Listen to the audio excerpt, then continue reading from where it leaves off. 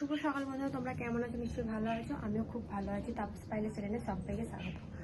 তো আজ অনেক দিন হয়ে গেছে ভিডিও করিনি, আর ভিডিও তোমাদের সামনে দেওয়া হচ্ছে না। কেন বলো তো, তোমাদের দাদাভাইয়ের ফোনটা ভেঙে গেছে পড়ে গিয়ে হাত থেকে, আর তারপর আমার এখানে নেট একটুকু চলছে না। আমি যে কারণে ভিডিও আপলোড করতে পারি না। তোমাদের দাদাভাইকে যে পার্টটা তো ভিডিও আপলোড করবে সেটাও হচ্ছে না।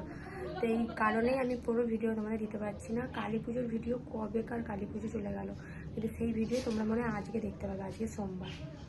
তো এদিকে আমার সব আনাজ কাটা হয়ে গেছে, যে মাছ হবে আর ঢ্যাঁড়সের ঝাল করবো, মাছের ঝাল, ঢ্যাঁড়সের ঝাল আর ভাত।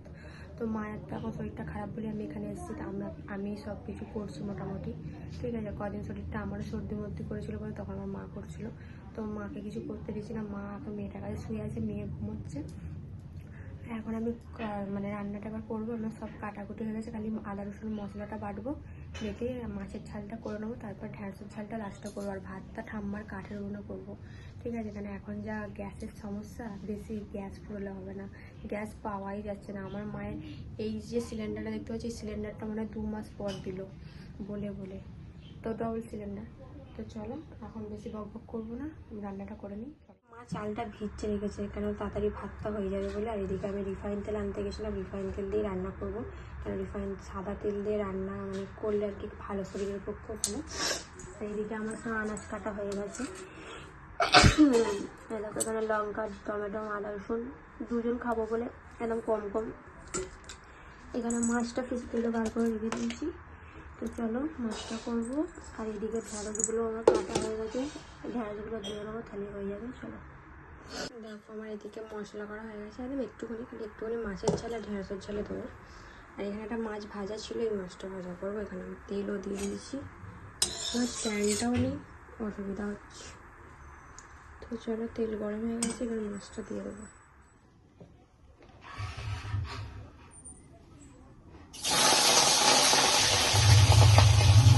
তো এইদিকে দেখো আমি মাছ ভাজতে ভাজতে কত দূর চলে গেছি, আর এখানে খুন্তি করে করে মাছ দিচ্ছি। কেন বলো তো, আমার মাছ ভাজতে না আমার প্রচুর মানে ভয় লাগে, ওই যে মানে ফাটে ছিটকায়, প্রচুর ভয় লাগে। আমি যে কী কষ্টে মাছগুলো ভেজেছি একমাত্র আমিই জানি।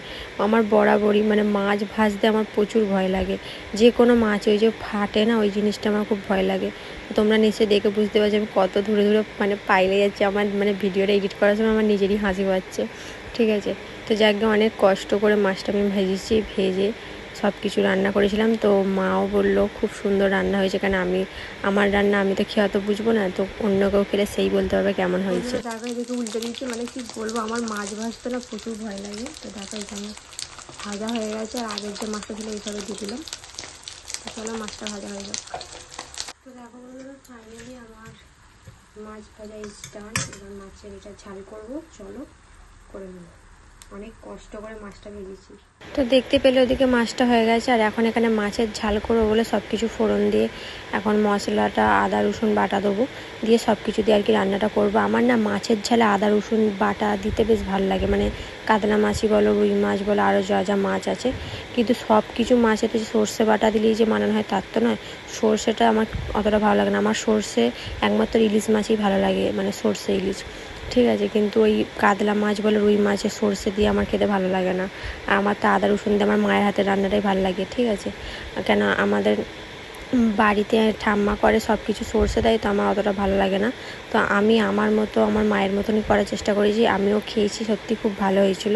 আমার মাও বললো খুব সুন্দর হয়েছে। আমি মানে প্রথমবার মাছের ঝাল করলাম, ঠিক আছে, কিন্তু প্রথমবার করেই এত সুন্দর হয়েছে আমি ভাবতেও পারিনি যে এত সুন্দর রান্নাটা হবে। মা বললো দারুণ হয়েছে। তো ওদিকে মাছের ঝালটা হচ্ছে, মাছের ঝালটা হয়ে গেলে ঢ্যাঁড়সটা বসতে দেবো, দিলেই ব্যাস ফিনিশ। তারপর বাসন বাসন মেজে রান্নাঘরটা মুছে নেবো, কেন মা তো ভাত বললাম কাঠে করবে।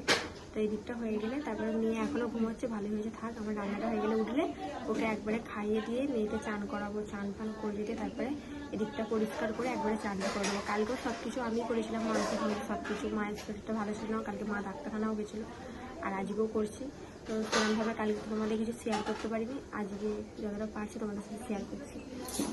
তো চলো মাছের ছালটা এবার নাবতে নেবো, একটু গ্রেভি গ্রেভি রেখে দেবো, বেশি ঝোল ভালো লাগে না, মাছের ছাল একটু গ্রেভি গ্রেভি ভালো লাগে। তো আজকে তো বিশাল রোদ বেরিয়েছে, একবার করে মেঘলা করছে, কি ভালো লাগছে, আবার রোদ্দুরটা যেই বেরোচ্ছে কি গরম লাগছে। তো চলো করে নিই। চলো তোমাদের দেখায় মাছের ঝালটা। তো দেখো এরম হয়েছে, কালারটা এরম এসছে, আমার তো দারুণ লাগছে, যাই না আবার খেতে কেমন হবে। ঠিক আছে, দুপুরবেলা তোমাদের বলবো কেমন হয়েছে। চলো। তো বন্ধুরা এখানে ঢ্যাঁড়সটা একটু ভাজা করে নিচ্ছি, নাহলে কাঁচা কাঁচা গন্ধ বেরোবে।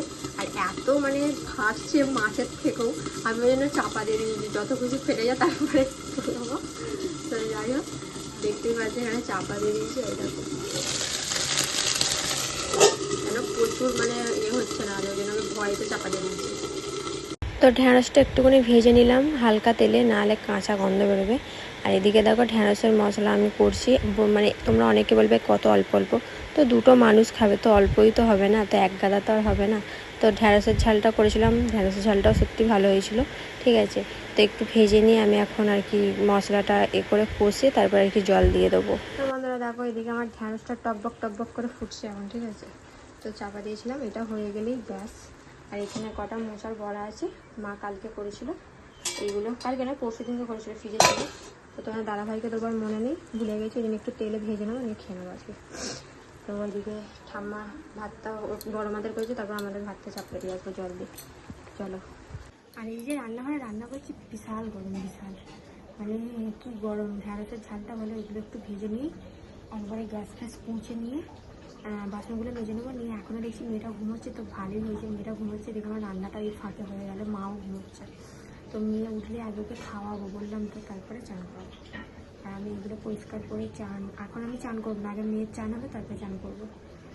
তো চলো, বেশি বক বক করতে ভালো লাগে না। সত্যি কথা বলতে দেখো, মায়ের কিছু হলে না মানে ভালো লাগে না, শরীর খারাপ। এবার আমি ওই কারণে এসেছি, কিন্তু আমার শ্বশুরবাড়িতে আবার আমাকে চলে যেতে বলেছে। এসেছিলাম মায়ের শরীর খারাপের জন্য। অনেক মানুষ আছে, তো কিছু কিছু মানুষ আছে হয়তো আমি মিথ্যে কথা বলে এসেছি, যে মিথ্যে কথা বলছি, হয়তো আমার মায়ের শরীর খারাপ না, এমনি ঘুরতে এসেছি। ঠিক আছে, তা আমি সত্যি কথা বলতে এগুলো সোশ্যাল মিডিয়াতে বলতে চাইও না, কিন্তু কিছু কিছু কথা না বলে আর থাকতে পারি না। তো যাই হোক, এদিকে তোমাদের হয়তো বলবে যে তুমি তো রান্না বান্না দেখাও না, কিছু না। সত্যি কথা বলতে আমি করি, কিন্তু আমার ক্যামেরা ধরার মতো কোনো লোক থাকে না, যেটাকে তোমরা দেখাতে পারি না। আর ওখানে আমি রান্না করি না, যেটা সত্যি কথা, খুব কম করি আলে কালে। আর এখানে করছি বলে যে এই না যে তোমাদের দেখাচ্ছি এইসব না, আমি শুধু কেন দেখাচ্ছি, কেন আমি তো তোমাদের সেরকমভাবে কোনো রান্না বান্না করিও না, তোমাদেরভাবে সেইভাবে দিও না, সবাই দেখেছি দেয়, আমি দিতে পারি না। ওই জন্য ভাবলাম যে মায়ের বাড়িতে রান্না করছি, তাহলে তোমাদের এগুলো নিত্য নতুন একটুখানি তোমাদেরও ভালো লাগবে, নিশ্চয়ই আমারও ভালো লাগবে। তো এই কারণেই দেখানো। ঠিক আছে, এইটাকেও ভাবুনি যে আমি লোককে দেখানোর জন্য করছি, এইরকম কিছু ব্যাপার নয়। ঠিক আছে, তাহলে আমি এইসব দেখাতে পারি না বলে তোমাদের সাথে শেয়ার করছি। তো চলো, অনেকক্ষণ বকবক করে ফেললাম, চলো। রান্না ডান, রান্না, বাসন মাজা, গ্যাস ফ্যাস মোচা, রান্নাঘর মোচা সব কিছু হয়ে গেছে। এবার মেয়েটা আমার উঠলো, এখন চলে এসেছি মেয়ের দুধ গরম করতে। দুধটা গরম করে খাইয়ে চান করে তারপরে আমি চান করবো, কারণ প্রচুর গরম লাগছে। তো চলো তোমাদের একবার দেখো। মেয়ের দুধ গরম করছি, এখানে সব তুলেছি, সব মেজে আর কি করে দিয়েছি, গ্যাস ফ্যাস মোচা হয়ে গেছে, এগুলো সব মুছে দিয়েছি। এখানে রেখেছি ভাতটাই, কাঠে হলো ঠাম্মা দিয়ে গেলে, দেখো সব পরিষ্কার করে রান্নাঘর মুছে নিয়েছি, এখানটাও মোচা হয়ে গেছে। চলো। তো এদিকে দেখো রান্না বান্না করে সব কিছু ফিনিশ করে এখন আমি চান করে ফ্রেশ হলাম, বেশ শরীরটা কি আরাম লাগছে। আর এদিকে আমার মাম্মা দেখো বসে বসে এখন খেলছে, আর আমাকে এসে ফটফট করে মাঝে মাঝে এসে মারছে। ও এখন বড্ড সবাইকে খালি মারে, জানো তো, মানে প্রচুর দুষ্টু হয়ে গেছে, কি আর বলবো। মানে আমাকে মারে, আমার যাকে খুশি চুল ফুল ধরে টানবে, মানে ওর ওইটাই আর কি কাজ। বন্ধুরা চলে এসেছি এখন ভাত খেতে, আগে আমি খাবো তারপরে মা খাবে, কারণ মেয়েটাকে তো ধরতে হবে। তো মেয়েটা প্রচুর করছিলো, তো যাকে খেয়ে নিই, খেয়ে দিয়ে যদি একটু দুধ খায়, খাইয়েছি একটা সময় দুধ খাই, চান ফান করে আমি চান করলাম। তো এখন ভাত খাবো, আমি আগে খেয়ে নেবো, তারপর মা খাবে। আর দেখি যদি দুধ খায়, দুধ খাইয়ে দিয়ে তারপর ওকে ঘুম পাড়িয়ে দেবো, দিয়ে তারপর দুপুরবেলা একটু শোবো। ঠিক আছে, চলো আর খেয়ে নিই। আর চানটা করে খুব ফ্রেশ লাগছে একদম। তারপর এখানে দেখো বিকেলবেলা ফল কেটে নিয়েছি, এখানে লেবু, লিচু আর আম আছে। তো লিচুটা আর আমটা জ্যাটা দিয়েছিল, তো আমরা ভেবেছিলাম মিষ্টি, কিন্তু যা টক কি আর বলবো।